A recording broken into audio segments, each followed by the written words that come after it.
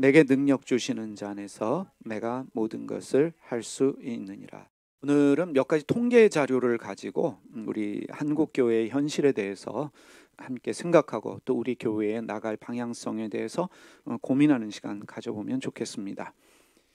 23년도 작년에 조사한 거에 따르면 우리나라의 종교를 가진 사람들이 37.1%, 무종교인들, 나는 종교가 없습니다라고 말하는 사람들이 62.9%입니다. 1998년도와 비교해 보면 1998년도에 무종교인들이 47.2%였고 종교가 있는 사람들이 52.8%였습니다. 갈수록 종교를 가진 사람들은 줄어들고 종교를 가지지 않는 나는 무종교입니다라고 말하는 사람들은 늘어가고 있습니다. 63% 정도 되고 있습니다.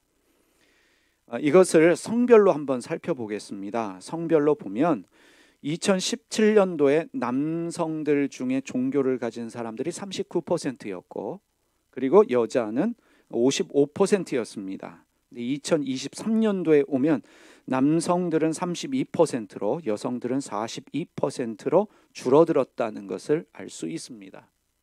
연령별로 보면은 20대, 30대, 40대에서 눈에 띄게 줄어들었다는 것을 알 수 있습니다.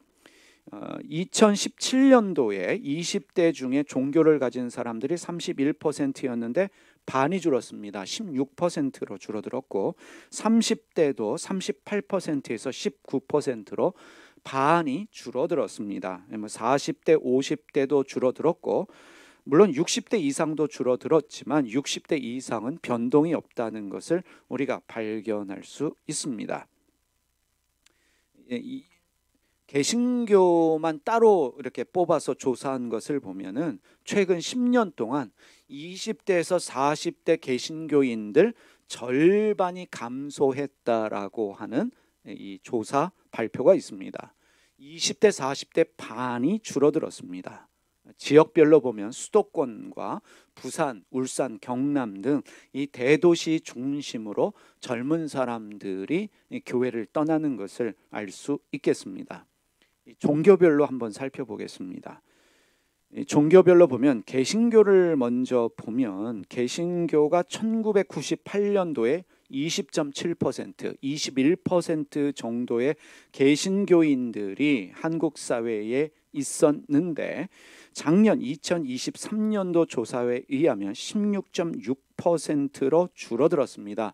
4% 정도 감소한 것을 알 수 있고 불교를 보면 불교는 1998년도에 23.5%의 불자들이 있었는데 지금 현재 작년이죠. 작년 23년도의 조사를 보면 12.4%로 줄어들었습니다.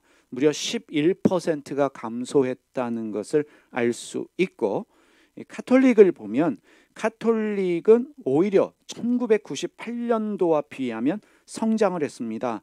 1998년도에 7.5%였는데 작년 조사에 의하면 7.8%로 늘어났다는 것을 알 수 있습니다. 갈수록 종교를 가진 사람들이 줄어들고 있습니다. 이 교회도 마찬가지인데 이 교회 안에는 특이한 그룹들이 있지요. 가나안 성도라고 하는 그룹들이 있습니다. 거꾸로 해서 안 나가. 조사할 때는 나는 개신교인입니다 라고 말하지만 교회를 나가지 않는 가나안 성도들이 가면 갈수록 늘어나고 있는데 이건 단순히 개신교만의 문제가 아니라 지금 캐톨릭도 이름은 성당에 두고 있는데 성당에 안 나오는 사람들이 상당하고 불교도 마찬가지이지요. 우리 가나안 성도들은 어느 정도나 될까라고 보면 2012년도에 10.5%였는데 작년 조사에 의하면 26.6%입니다. 다시 말하면 개신교인들 중 4명 중에 1명은 나는 개신교인입니다 라고 말하지만 교회를 안 나가고 있다는 것을 우리가 알 수 있습니다. 나는 하나님을 믿습니다. 교회를 나갑니다. 라고 말하지만 실제로 교회를 출석하지 않는 개신교인들이 4명 중에 1명입니다. 지금 우리 사회의 심각한 문제 중에 하나가 고령화인데 지금 교회도 고령화에 접어들고 있습니다. 한국 교회의 연령 비율을 한번 살펴보겠습니다. 2017년도에 20대, 30대가 17%, 40대가 19%, 50대 18%, 60대 이상이 30%였는데 작년 조사에 의하면 20대가 6%로, 30대가 9%로, 40대가 14%, 50대가 19%로 조사되어졌고 60대 이상은 무려 52%입니다. 한국 개신교인의 반 이상이 60대라는 조사가 나왔습니다. 심각한 고령화, 이것이 한국 교회의 문제이기도 합니다. 20대에서 40대의 젊은이들은 교회를 떠나고 있습니다. 그렇다면 왜 젊은이들이 교회를 떠날까? 그 이유도 우리가 한번 살펴보겠습니다.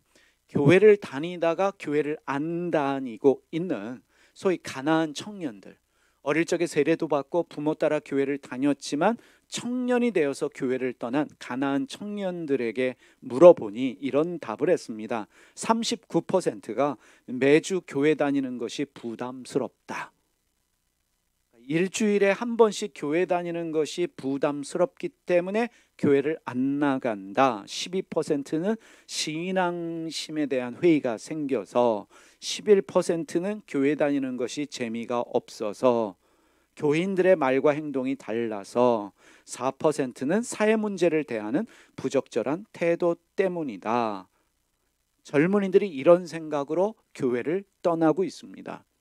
매주 교회 가는 것이 부담스럽다라고 하는 젊은이들의 이 말을 우리가 새길 필요가 있습니다. 그러면 교회를 안 떠나고 여전히 매주 교회를 출석하는 사람들은 교회에 대한 긍정적인 마음만 있는가? 아닙니다. 교회에 대한 부정적인 생각이 있음에도 불구하고 교회를 다니는 사람들이 많습니다. 그러면 그들이 생각하는, 교회를 다니고 있지만 그들이 생각하는 한국교회의 문제점은 무엇인가? 그리고 외부에서 보는, 교회를 다니지 않는 사람들이 볼 때 한국교회는 어떠한 문제점이 있는가도 우리가 한번 살펴보겠습니다. 이 개신교인들은 한국교회의 문제를 이야기할 때 가장 크게 지목한 것이 신앙과 일상생활의 불일치를 꼽았습니다. 언행일치가 되지 않는다. 그러니까 교인들도 스스로 인식하는 거예요. 한국교회의 문제는 언행일치를 하지 않는다. 근데 외부 사람들이 볼 때 한국교회의 가장 큰 문제가 무엇이냐면 타 종교민, 타 종교인에 대한 배타성을 꼽았습니다. 너무나 배타적이다, 이기적이다, 다른 종교에 대해서 너무나 공격적이다, 이것이 한국 개신교의 문제다라고 꼽았습니다. 또 이런 문제들도 지적을 했습니다.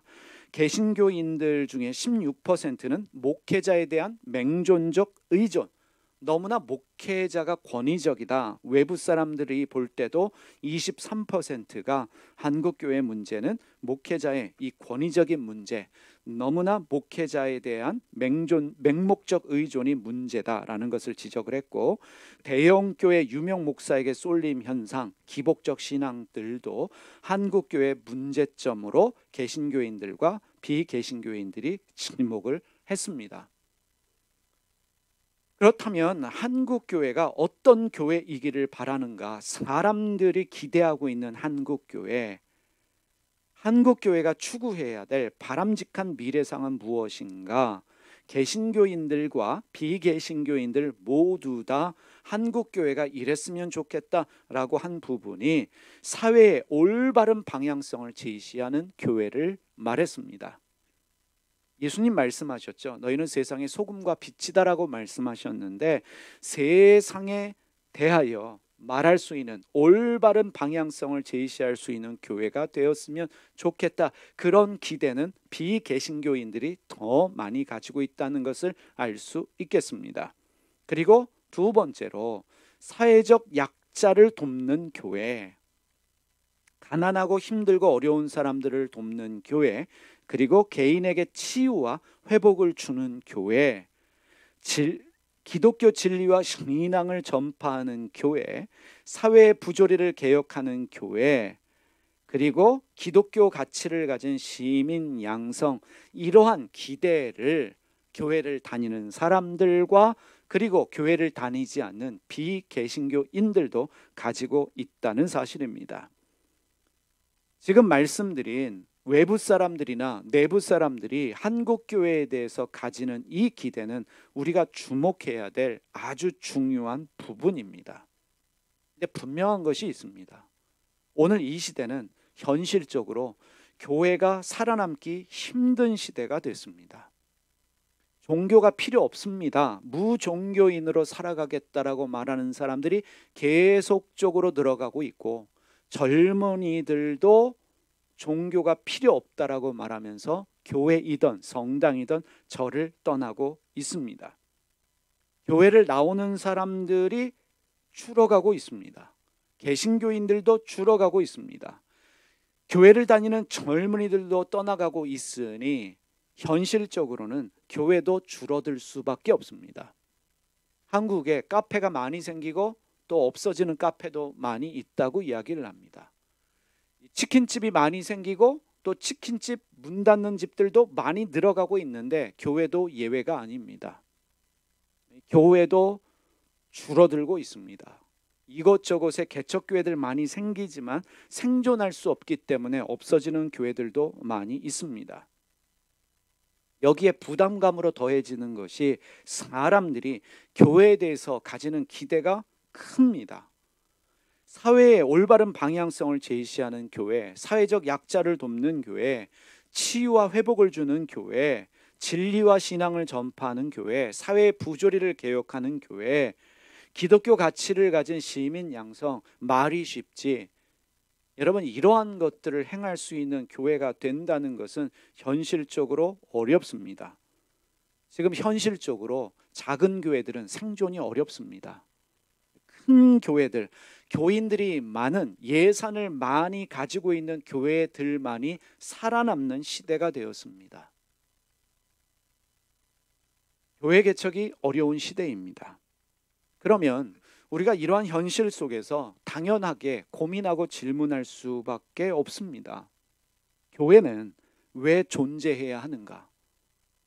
이 질문의 가장 중요한 질문은 우리 교회의 문제입니다. 우리 교회는 왜 존재해야 되는가? 영광 장로교회는 왜 있어야 하는가? 재정적 어려움에도 불구하고 무엇 때문에 우리는 방배동에 있어야 하는가? 우리 교회는 소수가 모이는 교회입니다. 여기저기서 멀리서 오시는 분들이 많습니다. 장점보다는 약점이 너무 많습니다. 허점도 많고 단점도 많은 교회입니다.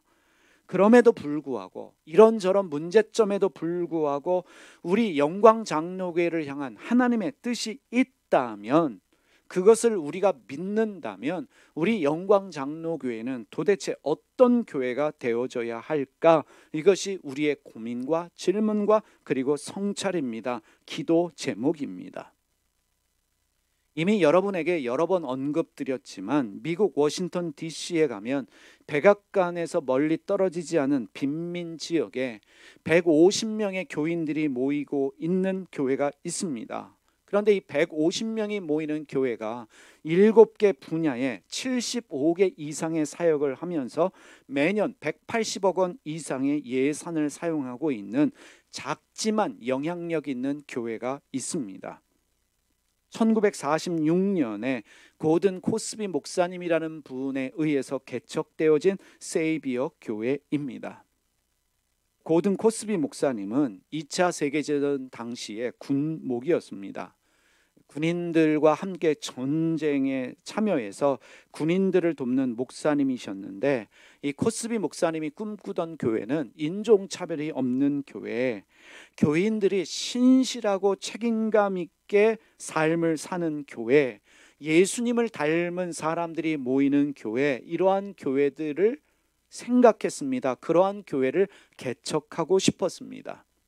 인종차별이 없고 교인들이 신실하게 책임감 있게 교회에서나 사회에서나 영향력 있게 살면서 예수님 닮는 삶을 살았으면 좋겠다. 그러한 교인들이 모이는 교회를 꿈꾸었습니다.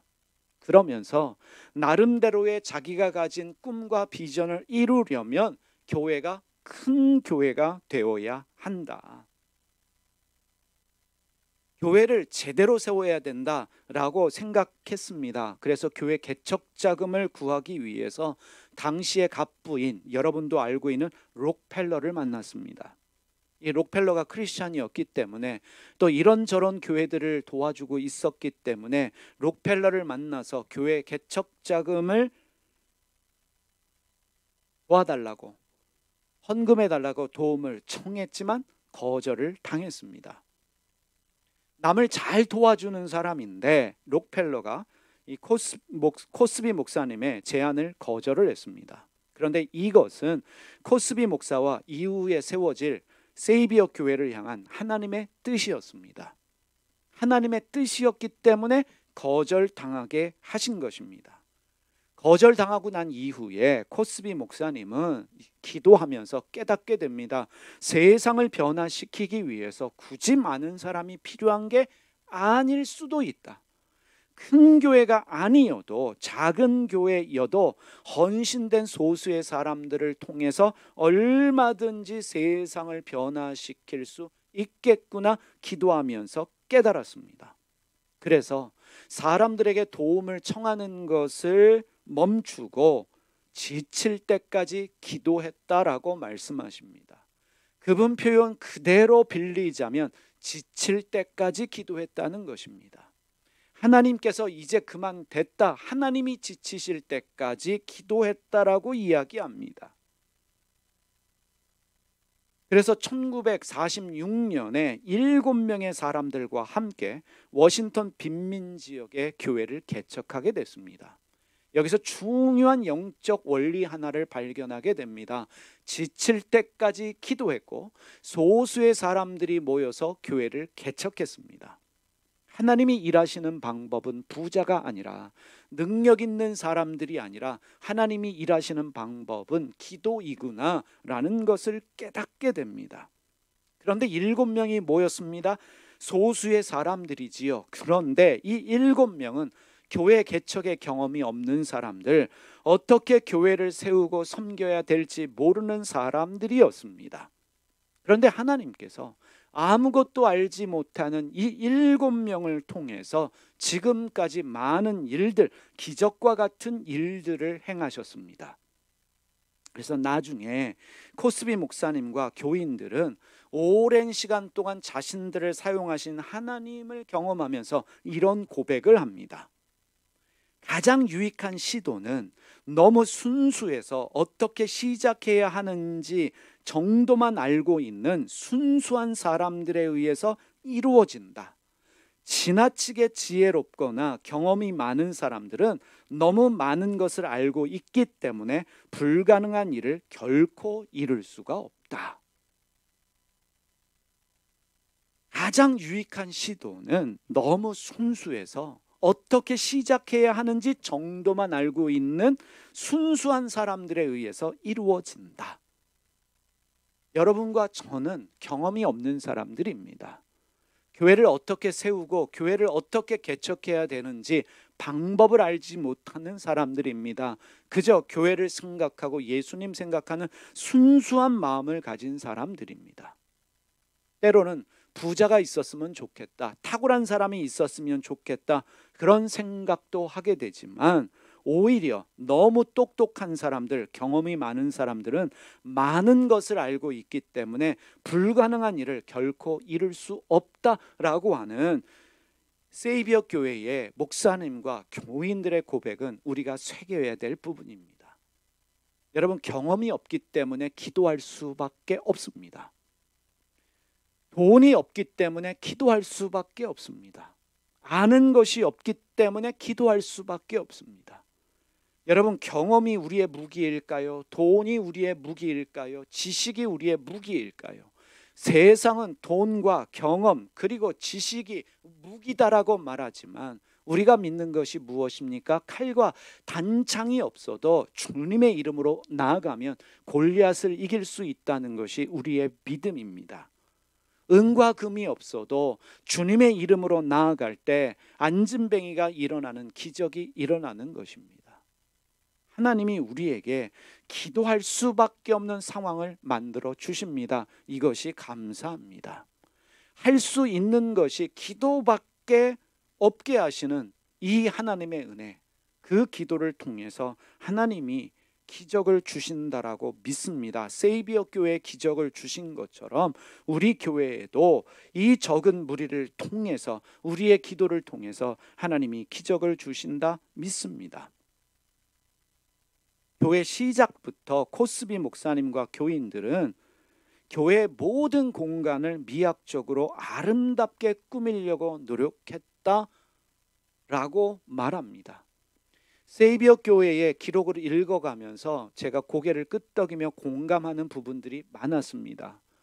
그들의 시작이 7명이었고 할 수 있는 게, 가진 게 아무것도 없어서 기도를 지칠 때까지 했다는 것도 공감하는 부분이었는데, 처음 작은 숫자가 모일 때부터 가졌던 마음이 교회를 아름답게 꾸미자, 교회를 아름답게 꾸미려고 노력했던 이유가, 아름다움은 인간의 영혼을 살찌운다 믿었기 때문이라고 합니다. 이것이 우리 교회가 가진 믿음이기도 합니다. 우리 교회 작은 교회이지만 매주 그래도 헌신하는 청년 또 교인들이 계셔서 매주 꽃장식을 합니다. 교인들에게 꽃을 나눕니다. 10,000원, 20,000원의 행복을 누리고 있습니다. 왜 우리가 꽃장식을 하고 교회를 깨끗한 공간으로 유지하려고 합니까? 그러한 것들이 인간의 영혼을 살찌운다고 믿기 때문입니다. 그리고 세이비어 교회는 의도적으로 사람들을 끌어모으려고 하지 않았습니다. 사람들 끌어모으려는 어떠한 시도도 하지를 않았습니다.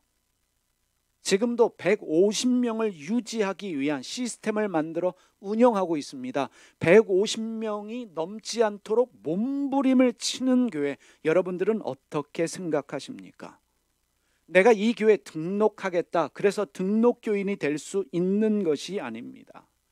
150명을 유지하기 위해서 수많은 사람들이 몰려와도 몸부림치며 150명의 공동체를 유지하는 교회가 바로 세이비어 교회입니다.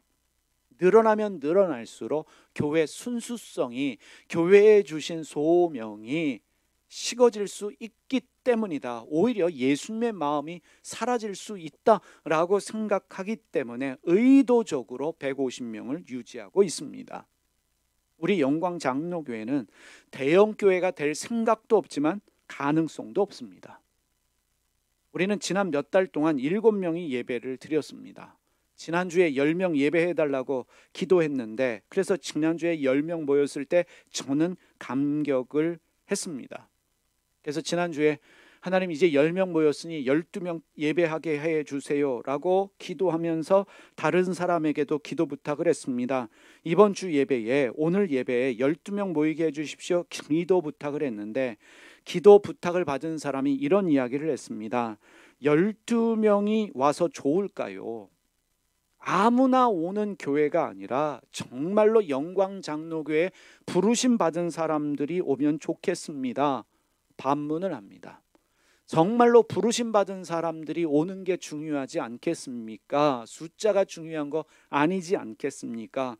그리고 지금 우리 교회가 12명을 감당할 교회일까요? 라고 반문하는데 맞는 말입니다. 지금 대한민국에 교회가 많습니다. 교회가 줄어든다라고 말하지만, 목회자들이 줄어든다고 말하지만 여전히 교회도 많고 목회자들도 많습니다. 그런데 교회는 많지만, 목회자도 많고 교회를 다니는 사람들도 많지만, 교회가 예수님 닮은 제자들을 훈련하고 있는가? 종교꾼들을 키우고 있는가 질문할 수밖에 없습니다. 왜냐하면 믿는 사람은 많은데 예수님 닮은 사람들이 많지 않기 때문입니다. 어떤 분들은 이런 이야기합니다. 십자가는 있지만 예수님이 없는 교회가 한국교회이다 라고 말하는 분들도 있습니다. 우리는 큰 교회를 꿈꾸며 여기 모여 있는 것이 아닙니다. 여러분 마음이나 제 마음이나 동일한 마음이 하나님이 원하시는 그 교회에 대한 꿈이 있기 때문에 여기에 모여 있다라고 저는 믿습니다. 세이비어 교회는 늘 고민했습니다. 예수님 닮은 삶을 살자. 호스비 목사님의 고민이 무엇이었냐면 그분이 군목으로 계실 때 수많은 사람들에게 세례를 주었는데 세례받기 전이나 세례받은 후나 삶이 달라지지 않더라는 것입니다. 단순히 젊은이들만의 문제가 아니라 교회 다니는 사람들이 많은데 왜 예수님 닮은 삶을 사는 사람이 없을까? 세례받기 전이나 후나 똑같을까? 이것에 대한 고민을 가지고 교회 개척을 했는데 이것이 세이비어 교회의 계속되는 고민입니다. 그래서 그 교회가 가진 4가지의 추구하는 것들이 있습니다. 첫 번째, 영적인 삶을 통해서 주님을 닮아가는 삶을 추구한다. 이것이 교회의 목적입니다. 세이비어 교회의 목적입니다. 영적인 삶을 통해서 주님을 닮아가는 삶을 추구한다. 두 번째, 주님이 보여주신 긍휼의 마음으로 주님을 닮아가는 삶을 추구한다. 영적인 삶을 살지만 기도하고 예배하고 말씀을 읽지만 가장 중요한 것은 마음의 변화인데 마음의 변화를 통해서 주님을 닮아가는 삶을 살아간다.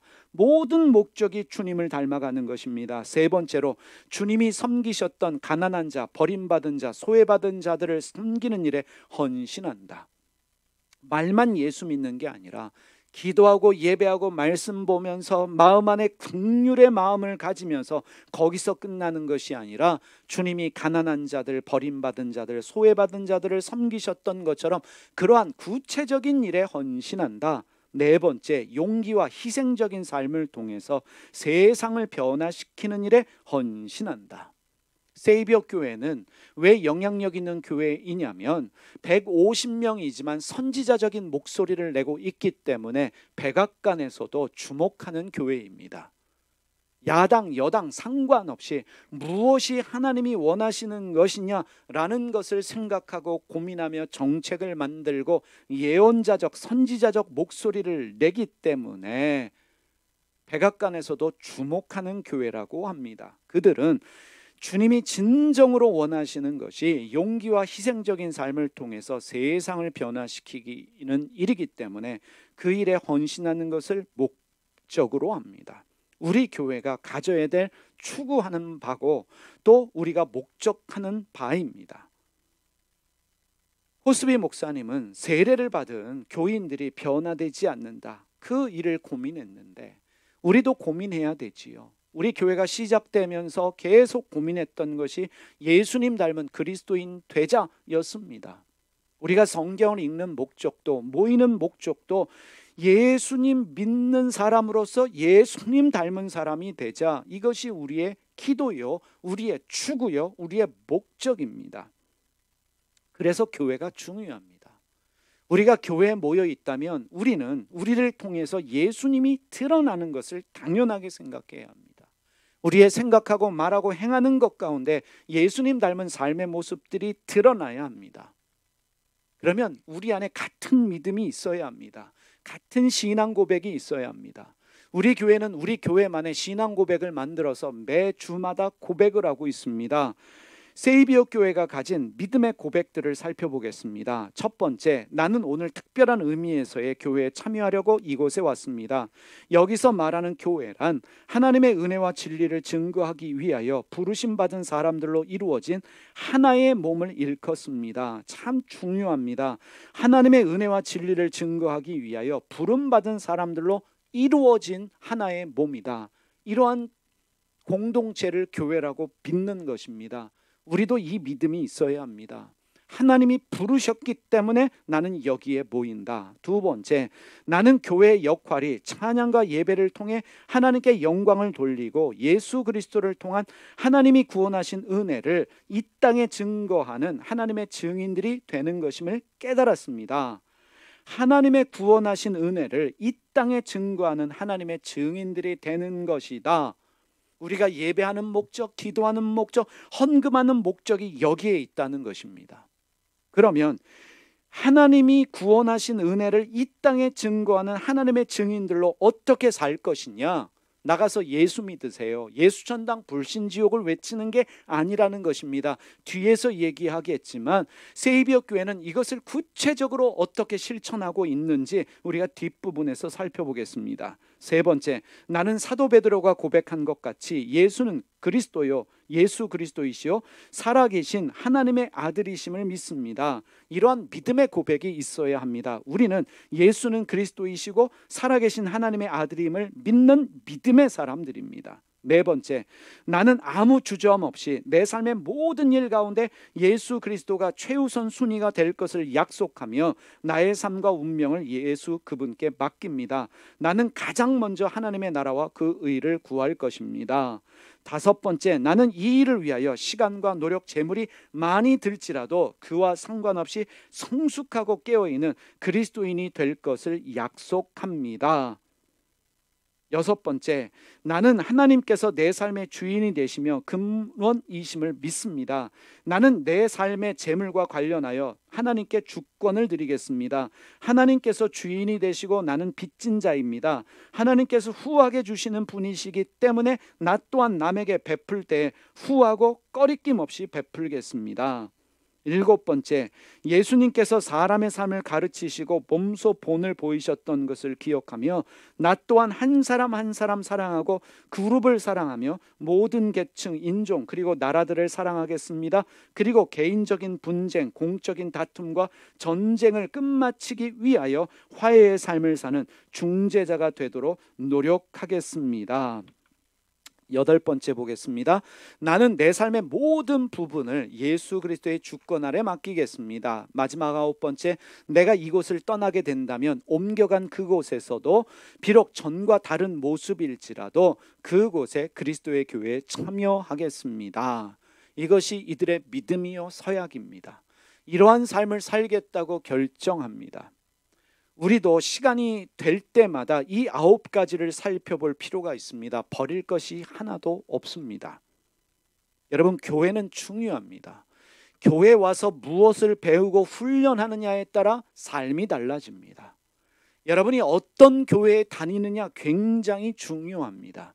교회마다 가지는 특색이 있습니다. 어떤 교회는 도도합니다.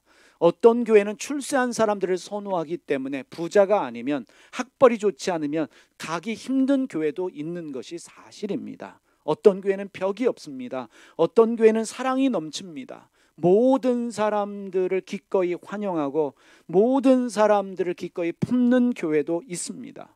어떤 교회를 다니느냐, 어떤 목회자에게 배우느냐에 따라서 삶이 달라지고 신앙의 색깔도 달라집니다. 어떤 교회를 다니느냐에 따라 사람이 공격적이 되기도 하고 어떤 교회에 다니느냐에 따라서 사람이 관대한 사람이 되기도 합니다. 세이비어 교회 교인들은 이러한 믿음의 고백을 가지고 자신의 삶 속에서 제자 훈련을 실천합니다. 근데 그들의 제자 훈련이 어렵지가 않아요. 다음과 같습니다. 첫 번째, 정해진 기도 시간을 통해 하나님과 만나겠습니다. 매일 기도하자는 거예요. 매일 정해진 기도 시간을 통해 하나님을 만나자. 두 번째, 매일 성경 말씀을 통해 하나님께서 우리에게 말씀하시도록 하겠습니다. 기도를 통해 주님 만나고 말씀을 통해서 주님의 음성을 듣겠다. 세 번째로, 매주 특별한 일이 없는 이상 우리 교회의 예배에 참석하겠습니다. 예배에 우선권을 둡니다. 이것은 그리스도인의 기본입니다. 예배, 말씀, 기도는 기본입니다. 네 번째로, 내가 너희를 사랑한 것 같이 너희도 서로 사랑하라 하신 주님의 명령을 기억하며 형제들과 모든 사람들을 더욱 사랑하기 위하여 내 안에서 사랑을 더욱 키워나가겠습니다. 우리가 서로 사랑하지 않으면 다른 사람을 사랑할 수 없는 것이지요. 이런 말이 있습니다. 내 몸을 사랑하는 사람이 내 이웃을 사랑할 수 있는 것입니다. 나를 사랑하지 못하는 사람이 어떻게 이웃을 사랑할 수 있겠습니까? 여러분, 사역을 많이 하는 교회에 있습니다. 그런데 교회가 분쟁을 합니다. 서로 용서하지 못합니다. 서로 싸웁니다. 서로 뒤에서 뒷담화하면서 누군가를 깎아내리는 교회가 구제 사역한다고 그 구제 사역이 주님의 마음을 가지고 하는 사역이겠습니까? 자기들을 자랑하기 위한, 자기들을 드러내기 위한 사역이 될 수밖에 없습니다. 진정한 것은 서로 사랑하는 것입니다. 우리가 친교하는 이유가 여기에 있습니다. 친교할 때 부담으로 하지 말고 감동으로 하자는 이유가 여기에 있습니다. 사랑하는 마음으로 내가 가진 것들을 나누는 거예요. 베푸는 거예요. 우리가 서로 사랑할 때 세상 사람들이 비로소 우리가 예수님의 제자인 걸 알겠다라고 말씀하십니다. 지금 중요한 것은 나가서 빵 한 조각 나눠주고 밥을 노숙자들에게 나눠주는 것도 중요하겠지만 한국교회의 과제는 우리 서로 먼저 사랑하는 것입니다. 교회 관련되어져 소송되어진 수많은 재판들이 있습니다. 그거 다 내려놔야 합니다. 포기해야 합니다. 교회마다 갈라져서 목사파 장로파 나눠져서 싸우고 있는 교회들 많습니다. 그거 다 내려놔야 합니다. 서로 사랑하는 것, 서로 아끼는 것, 바로 세이비어 교회가 영향력 있는 이유는 150명을 유지하려는 이유도 여기에 있습니다. 서로 사랑하는 법을 배우기 위함이고, 사랑을 유지하기 위해서는 바로 이 정도가 적당하다라고 말하는 것입니다. 다섯 번째, 하나 이상의 그룹에 참여하여 그 그룹의 핵심적인 조력자가 되겠습니다.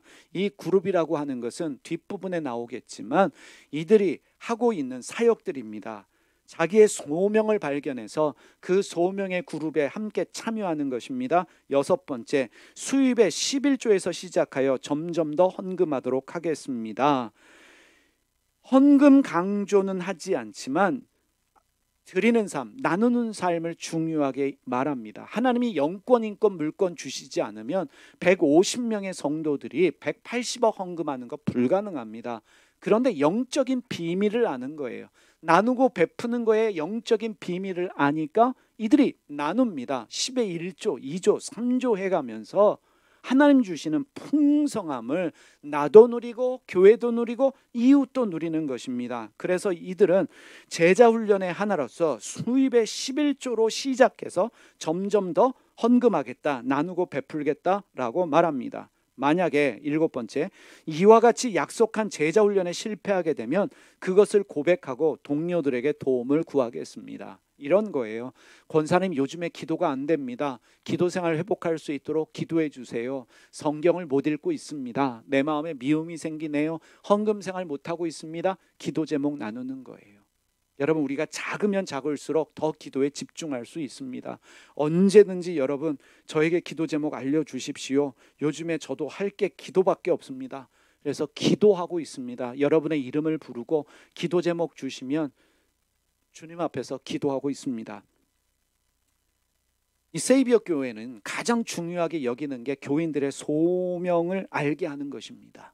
교회만 나오는 게 중요한 게 아니라 한 번 사는 인생, 하나님이 주신 소명이 무엇이냐, 그 소명을 알게 하는 것을 가장 중요하게 생각하는데, 그래서 만든 학교가 12주 과정의 섬김의 리더십 학교입니다. 소명을 알게 하고 소명의 자리에서 섬길 수 있도록 도와주는 학교인데 15명 이내의 소그룹으로 진행되는 학교입니다. 학비도 있습니다. 학비를 내지 못하는 사람들을 위해서 장학금도 있습니다. 일주일에 하루 모이는 12주 과정의 학교를 통해서 자기의 소명을 발견하고, 그리고 자기에게 주신 소명에 따라서 봉사하고 헌신하게 하는 학교입니다. 최고의 전문가들, 강사들이 와서 섬기는 학교인데, 제가 이 학교 프로그램들을 보면서 우리도 헌신하고 기도하고 헌금하는 교인들 20명이 넘으면 시작할 수 있는 학교가 이 섬김의 리더십 학교이구나 믿음이 생겼습니다. 우리도 예배에 출석하는, 헌신하고 헌금하고 기도하는 교인들 20명만 넘으면 충분히 시작할 수 있는 학교이다. 여러분들이 기존에 받으셨던 DTS와는 질적으로 다른 학교입니다. 전문가들이 어떻게 하면 정말 소명을 가지고 세상을 섬길 수 있을까를 가르치는 12주 과정의 학교입니다. 이미 말씀드렸지만 세이비어 교회는 7개 분야에 75개 이상의 사역을 하고 있습니다. 훈련을 마친 성도들이 자기의 부르심에 따라서 내가 섬길 분야에 들어가서 함께 섬기는 것입니다. 근데 말씀드렸습니다. 150명이 모이는 교회입니다. 이들이 180억 원의 예산을 쓰면서 세상을 섬기는데 세이비어 교회는 교회 건물이 없습니다. 교회 건축을 하지 않습니다. 교회 건물을 짓는 대신에 지역사회에 필요한 건물을 구입하거나 건물을 건축하는 일에 그 돈을 사용합니다. 세이비어 교회가 하고 있는 사역들을 소개해 보겠습니다. 이 사역들은 훈련받은 평신도들이 운영하는 사역입니다. 저도 75개를 다 언급할 수는 없지만 이 75개의 사역을 살펴보면서 깜짝 놀랐던 것이 어떻게 150명의 교인들이 이러한 사역을 할 수 있을까? 이들이 제일 먼저 시작한 사역이 토기자기의 집이라는 카페 사역입니다. 1960년대 워싱턴 최초의 커피 전문점인데 스타벅스가 생기기 전에 커피 전문점을 만들어서 서점과 카페를 동시에 운영하고 있는데 토기장이의 집입니다. 이 카페는 어떤 곳이냐면 언제든지 와서 종교적인 토론을 할 수 있는 카페가 토기장이의 집입니다. 토론할 수 있는 곳, 언제든지 와서 자기 종교를 얘기할 수 있는 토론의 장소가 이 토기장이의 집. 그러니까 누구든지 와서 어떤 얘기를 할 수 있고 이야기할 수 있는. 그래서 서점에 이 카페에 꽂혀 있는 책들은 소위 말하는 기독교 서적뿐만 아니라 종교 서적들, 그리고 옛날 고전들, 다른 곳에서 찾아볼 수 없는 책들이 비치되어져 있고 언제든지 이야기할 수 있는 곳인데, 교인들 중에 이야기하는 거 좋아하는 사람들이 있잖아요. 그런 분들이 가서 사역을 합니다. 암스테르담에 가면 그런 카페가 있어요. 암스테르담 역에 딱 내리면 국제적인 소위 말하는 홍등가가 있습니다. 우리가 창녀촌이라고 보통 이야기하는데 세계에서 제일 큰, 전 세계에서 몸 파는 사람들이 다 모여 있는 곳이 암스테르담 역에 내리면 그 앞에 있는 곳이에요. 관광지로도 유명해서 그 구경도 많이 합니다. 많이 하는데 저도 20대 때 얼떨결에 어딘지도 모르고 거기 있는 여관 유스 호스텔에서 잔 적이 있어요. 나중에 자고 났더니 그런 데더라고요. 나중에 두 번째 갔을 때 거기 계신 선교사님이 투어를 시켜줬는데 참 커요. 그런데 그 홍등가로 들어가는 입구에 카페가 하나 있는데 그 카페 건물 옥상에 하나는 영어로, 하나는 네덜란드 말로 이렇게 쓰여 있습니다. 하나님이 당신을 사랑하십니다. 하나님이 당신을 부르십니다. 영어로 네덜란드 말로 써 있어요. 그런데 거기에 들어가기 전에 마약하는 사람들이나 또 매춘하러 온 사람들, 또 이런저런 생각을 하는 사람들이 그 문구를 보고 카페에 들어옵니다. 커피를 무료로 제공하면서 그들과 상담하는 사람들이 그 카페에 앉아서 친근하게 그 사람들과 대화하면서 예수님을 전하는 그 일을 1989년에 제가 목격을 했습니다. 한국에도 그런 카페가 있었으면 좋겠다. 아마도 우리 교회에서 사역을 한다면 제일 첫 번째로 시작될 일이 이 카페 사역이 아닌가 싶어요.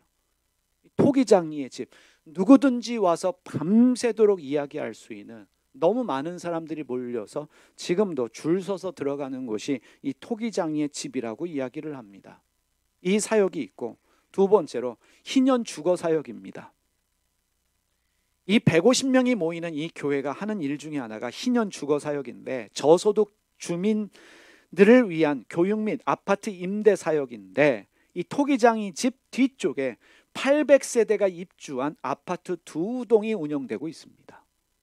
여러분, 교회가 800세대에게 아파트를 임대해주고 있습니다. 입주자들은 아파트의 운영, 집세, 수거, 건물 유지 등을 자체적으로 해결하며 법적인 문제들은 교회와 연관된 전문인들의 자문으로 해결합니다. 그리고 저소득층이기 때문에 직업적인 안정이 없는 사람들을 위해서 직업을 찾아주는 일, 직업 훈련하는 일들도 도움을 주고 있습니다.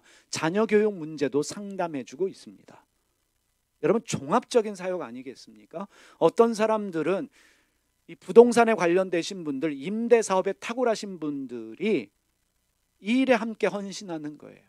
그래서 저소득층이 들어와서 저렴한 가격의 아파트에 살면서 내가 직업적으로 안정적이 될 수 있도록 누군가에게 도움을 받고 자녀 교육에 대해서 도움을 받을 수 있도록 그러한 시스템을 가지고 사역을 합니다. 이런 사역을 교회가 한다는 것, 여러분은 어떻게 생각하십니까? 세 번째로 사단 법인으로 운영되어지는 만나 지역개발이라는 사역이 있더라고요. 워싱턴 지역에서 가장 영향력 있는 주거 사역인데, 이게 교회가 하는 사역인데 가장 워싱턴 지역에서 영향력 있는 사역이라고 그러더라고요. 빈민 지역의 저소득층 주민들이 개발에 밀려나지 않고 지속적으로 가장 싼 가격으로 가장 쓸모있는 주택을 마련할 수 있도록 전략을 세우고 실천하는 사역입니다.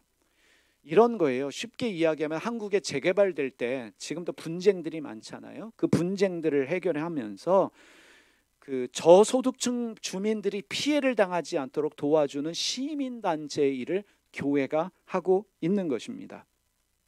제가 최근에 여러분 혹시 원유로 프로젝트라고 들어보셨는지 모르겠어요. 지금 유럽에서는 사람들이 이렇게 시골에서 떠나기 때문에 빈집들이 많이 생겨서 뭐 1달러에 1유로에 집들을 팔고 있는데, 지금 한국도 사람들이 떠나기 때문에 빈집들이 늘어가고 있어요. 이 빈집들을 시가 흡수해서 사람들이 다시 살 수 있도록 도시 개발하는 일을 하고 있는데, 네덜란드에서 공부한 청년이 서울시에서 일하면서 유럽의 원유로 프로젝트를 가져다가 하면서 성공한 사례가 있더라고요.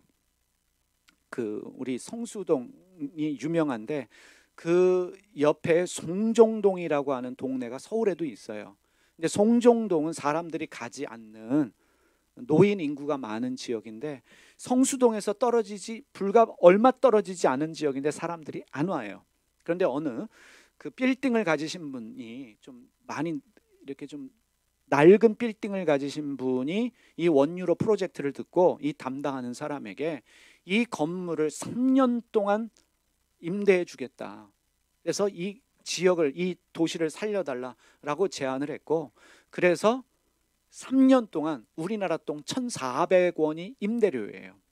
5층짜리 건물에 지금 17개 업체가 들어가 있는데 3년 동안 1,400원만 내고 사용할 수 있는, 그 수리비도 건물주가 다 대면서, 왜냐하면 여기가 살아나면 3년 뒤에는 도시가 활성화되고 다시 임대료가 올라갈 수 있기 때문에 이 프로젝트를 시작을 했는데 가히 성공적으로 프로젝트가 진행되고 있다라고 합니다.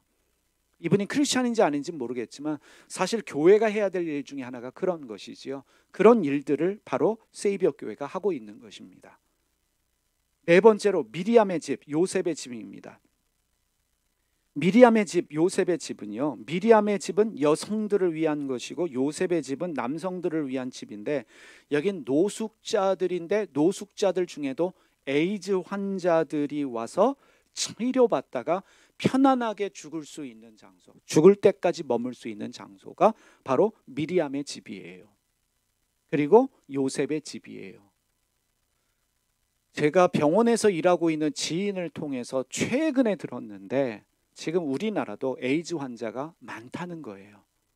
에이즈 환자가 대학병원에 입원을 해도 그 개인정보 때문에 이 사람이 에이즈 환자다 말하면 안 되고 또 외부에 알려서도 안 되는데, 그렇게 에이즈 때문에 고통스럽게 죽어가는 사람들이 많은데, 미리암의 집에서는 죽을 때까지 돌봄을 받을 수 있도록 영적으로 돌보아 주는 사역, 미리암의 집, 요셉의 집을 교회에서 사역하고 있고, 사마리아인의 집 사역도 하고 있습니다.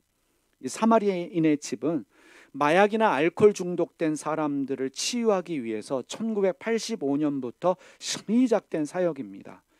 중독자들의 치료뿐만 아니라 새로운 삶을 시작할 수 있도록 도와주는 것이 사마리아인의 집이에요.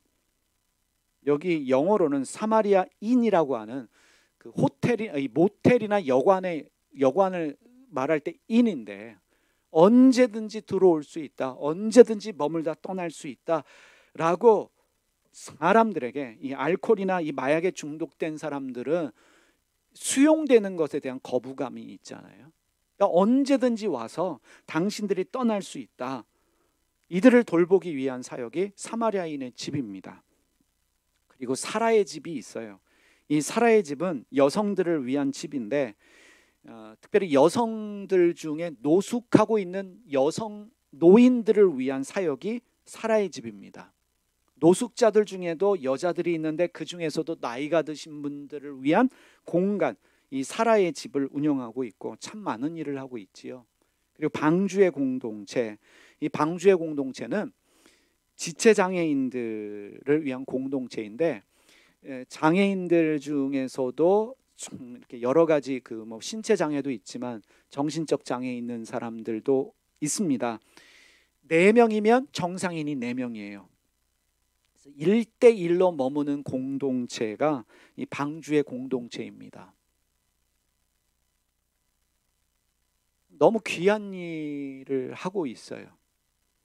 그리고 8번째로 병원도 운영하고 있습니다. 콜롬비아 로드 진료소라고 하는 병원을 운영하고 있는데, 미국은 의료보험이 굉장히 비싸기 때문에 의료보험이 없는 사람들이 많아요. 그래서 의료보험 없는 사람들을 위한 병원입니다. 그래서 여기는 또 자원봉사 하시는 분들이 많이 계셔서 매년 7,000시간 이상씩 자원봉사하면서 건강보험이 없는 저소득 지역의 주민들을 위한 병원을 운영하고 있고, 그리고 수양관이 있습니다. 우리로 얘기하면 기도원인데, 이 수양관은 들어가면 건물이 큰 200에이커면 굉장히 큰 지역인데 건물이 서너 채밖에 없고 절대로 말하면 안 되는 침묵의 공간입니다. 혼자 쓸 수 있는 방이 18개가 있고 자기를 돌아보는 시간인데, 이 세이비어 교회 교인들은 1년에 2번씩 의무적으로 이 공간에 들어가서 3박 4일씩 침묵하고 나와야 합니다. 우리 한국 교인들은 견뎌낼 수 있을지 모르겠어요. 1년에 2번 3박 4일 침묵하면서 수양회 하고 와라 라고 하면 견뎌낼 수 있을지 모르겠는데, 이러한 수양관을 운영하고 있고, 그래서 물론 이 교인들뿐만 아니라 요즘에는 한국에도 알려져서 한국 목회자들도 가서 기도 많이 하신다고 그래요. 그리고 행동하는 예술가라는 프로그램이 있습니다. 흑인 지역의 어린이들을 위한 방과 후 예능 교실입니다. 물론 무료로 운영되고 있고요. 그리고 11번째 희망의 아카데미, 검정고시를 위한 학원도 운영하고 있습니다. 11개만 말씀드렸어요. 지금 75개 이상 사역을 세이비어 교회가 150명이 모이는 교인들이 감당을 하고 있습니다. 어떻게 이 일이 가능할까? 제가 좋아하는 말이 있습니다. He can do, she can do, why not me라는 말입니다. 그도 했고 그 여자도 했고 그래서 나라고 안 될 게 뭐 있느냐라는 말인데, 올해 78세 되신 미국에서 사업으로 성공한 김태현이라는 분이 하신 말씀입니다. 음력 1월 1일 날 태어났다는 이유로 아버지에게 학대를 받던 김태현 씨가 폭력적인 아버지의 구타에 견디지 못한 남동생이 아버지를 때렸어요. 그러다 이 남동생이 죄책감 때문에 자살하게 되고 그 일에 충격받은 김태현 씨가 미국으로 건너갔는데, 미국 남자를 만나 결혼했지만 여전히 학대를 당하다 결국 이혼을 당하게 됐습니다. 어릴 적부터 외삼촌이 가르쳐준 태권도로 먹고 살기 위해서 태권도장에서 일하면서 교회를 다니기 시작했는데, 십자가를 보면서 이런 생각이 들었습니다. 참 많은 사람이 성공했는데, 저 여자도 성공하고 저 남자도 성공했는데 하나님이 도와주시면 나라고 안 될 게 무엇이 있느냐. 그때부터 인생의 좌우명을 He can do, she can do, why not me, 새벽 기도에 나가 부르짖었습니다. 하나님, 저 여자 저 남자에게 주신 기적을 저에게도 주십시오. 부르짖었고 결국 사업으로 성공했습니다. 미국 아이들 9명을 입양해서 자기 자식과 같이 훌륭하게 키워냈습니다. 하나님이 도와주시면 불가능은 없습니다. 기도하는 자를 이길 수 없습니다. 지금 여러분과 제가 해야 될 유일한 일은 기도밖에 없습니다. 기도밖에 할 일이 없습니다. 사람이 없기 때문에, 돈이 없기 때문에, 상황이 절박하기 때문에 우리는 기도할 수밖에 없습니다. 다른 일 할 수 없기 때문에 우리는 기도합니다. 하나님이 기도할 수밖에 없는 상황을 우리에게 만들어 주셨습니다. 우리에게 지금 닥친 일들, 목회자에게 닥친 일들, 우리 교회에 닥친 일들, 사람의 이해로 도무지 이해할 수 없는 일입니다. 이 모든 일들을 통해서 하나님이 하신 한 가지 일은 기도의 자리로 가게 하셨다는 것입니다. 하나님이 저로 하여금 기도밖에 할 수 없는 목회자로 만들고 계십니다. 여러분, 왜 영광장로교회 다니고 계십니까? 여러분들은 영광장로교회에 대한 부르심이 있습니까? 여러분의 부르심은 무엇입니까? 소명은 무엇입니까? 여러분은 한 번 사는 인생 어떻게 쓰임받기를 원하십니까? 여러분, 분명한 확신이 있다면 주님께서 분명 여러분과 저를, 그리고 영광장로교회를 쓰신다는 소망이 있으시다면 함께 기도하십시다. 분명히 하나님은 우리를 통해 큰 일을 하실 것입니다. 우리를 통해 기적을 행하실 것입니다.